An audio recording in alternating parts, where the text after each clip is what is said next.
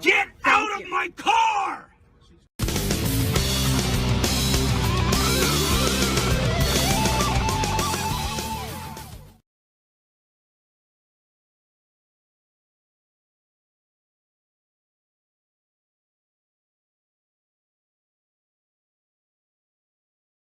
Oh my God.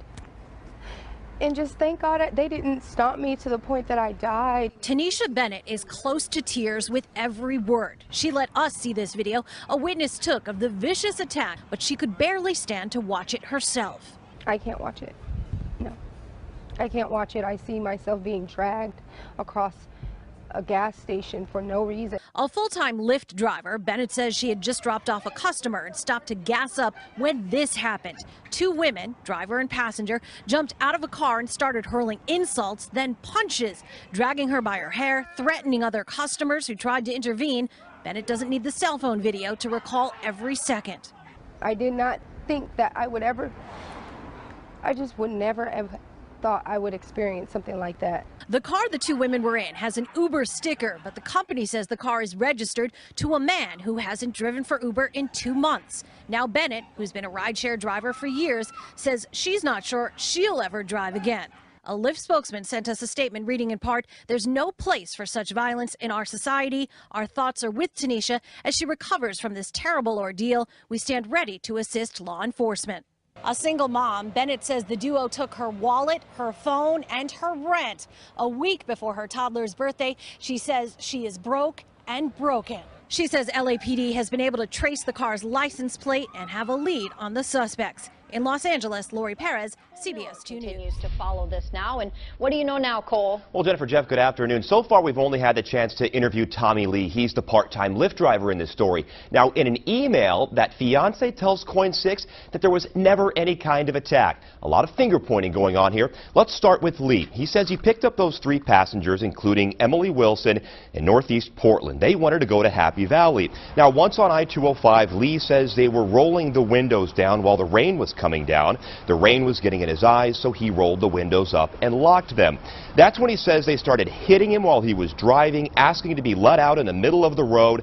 So he says he pulled over at Johnson Creek and they got out. Now, this other passenger, Wilson's fiance, says Wilson was having a panic attack and that Lee wouldn't let them have the windows down and that he started swearing at them using homophobic slurs. Lee touched on this during his interview with us. But one thing I actually find really funny is when those two girls, when they got out, they start screaming, saying like how I am kicking them out because they're lesbian. They're going to report me for being homophobic. I mean, the ironic thing is I'm gay. Well, Wilson was arrested for harassment and resisting arrest, but says her wrist actually slipped out of the handcuffs. So certainly, again, here a lot of he said, she said. We'll continue to follow this story and let you know what we find out. Tina's mind racing as fast as her car. She says the Lyft passenger she picked up from Scottsdale put his hand down her shirt, exposed her breasts, and choked her. You know, it got to the point where I could not breathe, and it was really scary for me. After terrifying minutes, she had a chance to hit the brakes and brandish a knife, scaring off her attacker. Police identify him as 30-year-old Joseph Daniel Marquez. He's facing kidnapping and sexual abuse charges. I'm really glad that I'm here. You know, because I have 3 kids and a grandbaby that I love more than anything in this world. Tina, who asked us not to show her face or use her last name, speaking out because she feels she has to protect her other Lyft friends. We got lots of female Lyft drivers out there, and these ladies need to be safe and need to know how to protect themselves and how to get out of these situations. Well, we know he says he's got a 4.9 rating on Lyft and that he really enjoys driving. At least he did until this weekend when he says he was called to this curb here on Shane near Lafayette through the app by a man who called himself Brandon. This is the same exact curb that he was shot at by 2 men. He says he doesn't think either one of them were really named Brandon. The driver asked that we conceal his identity.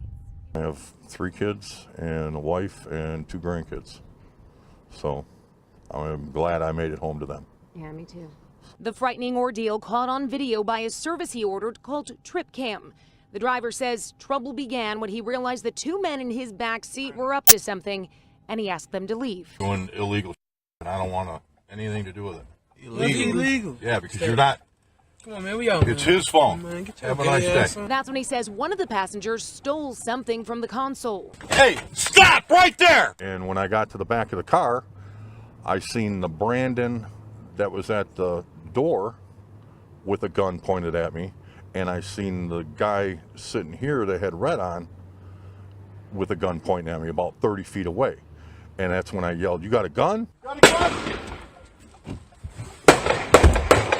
The driver drove away, called 911 and filed a police report. But he says tracking down these guys isn't easy because anyone can get an account with Uber or Lyft, no questions asked.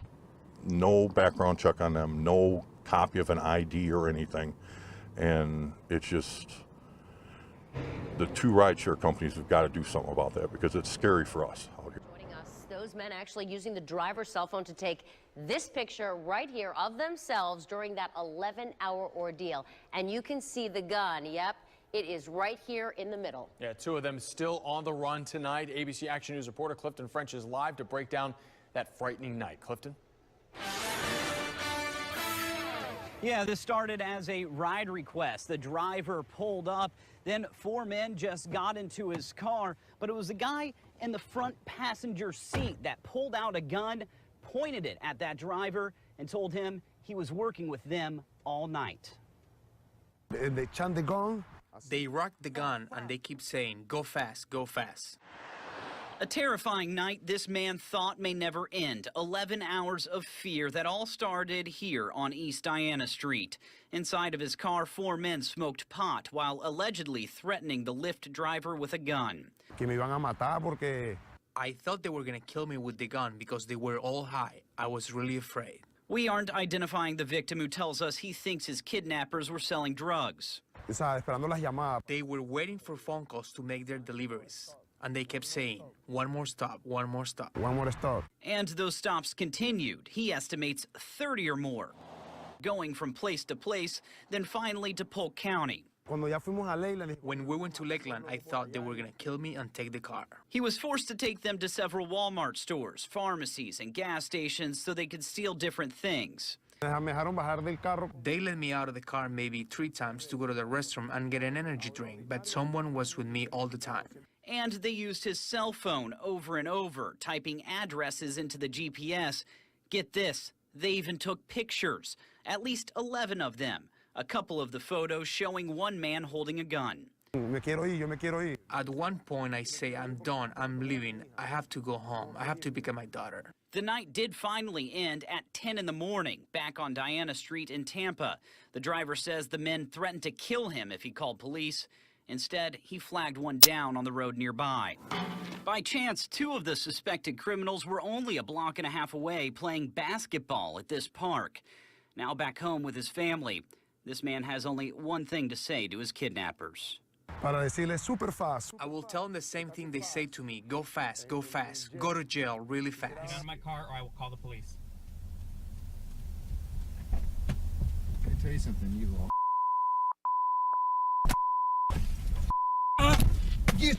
yeah. Yeah? Yeah, I'm giving you Pummeled in the head before pepper spraying his passenger. Caban says the attack Friday night came out of nowhere. He says the man identified by police as 32-year-old Benjamin Golden was drunk and that he became belligerent as he was taking him to his destination in Costa Mesa. As you can see in the video, Golden had trouble staying upright in the car. Caban says when the 32-year-old started to become aggressive, he told him he was canceling the ride and pulled into a shopping center to let him out. Just as Golden opened the door, he launched his sudden attack, beating Caban in the head. He was finally able to grab his pepper spray, which he keeps for safety, and spray Golden in the face. Unfortunately, when the incident happened, it was at 8 o'clock at night, and I was just about to call it a night.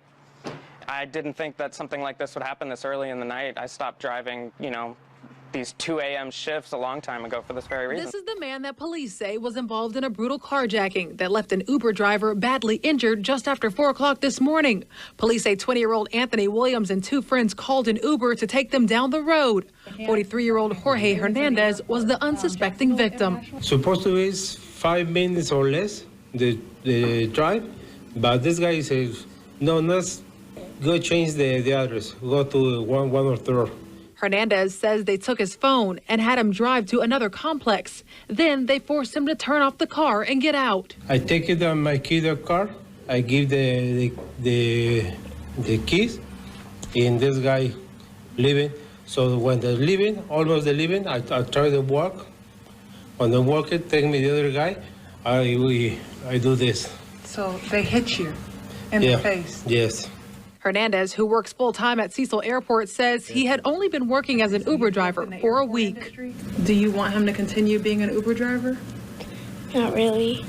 Well, I feel scared. I went to Williams' home where I met his grandfather, who was shocked to learn about his arrest. The guy calls 911 and the cops find the car and him driving it like 28 minutes later. Him driving it? Yes, he was driving it. He drove 4.5 miles and the police were behind him with sirens and he wouldn't stop the car.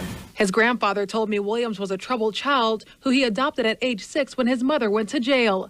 He says his grandson stopped going to school in 10th grade and has been on a downward spiral since. If he could watch this report now, what would you have to say to him? What did I tell you when you was here? Don't follow each other. Don't follow bad people. Stay with the right crowd and everything. And go back to school. That would be awesome. Lyft drivers, you I do have a quarter-size bald spot and a dime-size bald spot in the back of my head. And it's all my hair. It's all natural. This piece of hair is what's left after Michelle, a Lyft driver, was attacked in St. Pete early Saturday night. Police are still searching for the woman in this video, but they tell us they know who she is, identifying her as 28-year-old Stephanie Young. Michelle says she was emotional when she first picked her up, crying as her friends helped her into the car. I said, hello, how are you? She didn't speak back to me, so at that point I just continued driving in silence. Thank you for extending me your seat cover. She turned the video on about a half mile in. That's the headrest cover for the passenger seat. Young ripped it off to use as a tissue. I said some choice words to her and turned on the camera because I felt that something was going to happen. So your ride is over. Michelle pulled into a parking lot where she ran into a security guard. Hey, you might want to turn her loose, ma'am. You can hear the guard in the background asking Young to let go. When she did, she took off running. Michelle also lost a fingernail in the altercation. Tonight, Michelle's real concern is how Lyft handled the situation. They didn't help. They weren't helpful. You see, as police were still trying to identify the woman, Lyft told the officer he would need to file a subpoena. So as police continue to search for Young tonight, Michelle says she doesn't feel safe driving for this company anymore. In St. Pete, I'm Clifton French, ABC Action News. Well, Lyft sent us a statement saying they're working with authorities on the investigation. We have their full statement on our website right now. We also made contact with the suspect over the phone. Stephanie Young said, quote, no comment, then quickly We're learning hung the up. CHP has made several arrests in the Freeway beating of a Lyft driver in San Francisco earlier this year. KPIX5's Alan Martin is live in the newsroom with the latest. Alan? Michelle, the incident, which happened back in March, involved a group of dirt bikers who surrounded and beat up that driver on Highway 101.